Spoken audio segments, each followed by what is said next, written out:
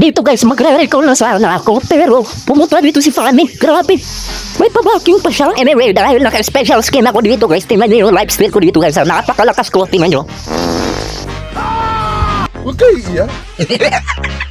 Joke lang pala yun talaga guys. Eto na talaga. My turn na to. Tingnan nyo yung Brody guys ha. Kahit magano pa to dito guys. Kahit mag-gross gold to siya dito. Wala pa rin to kawala. Akin to ha. Diba? Kaigit.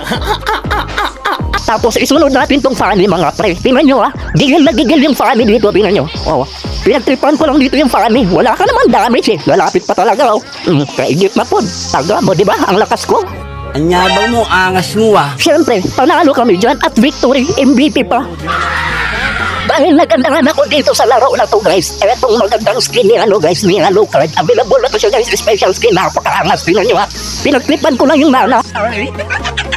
At dito, dahil ako gusto yung farm ko, mag-i-invade na sana ako guys, nang biglang Ang dami naman guys, ang dami kasama ni nana.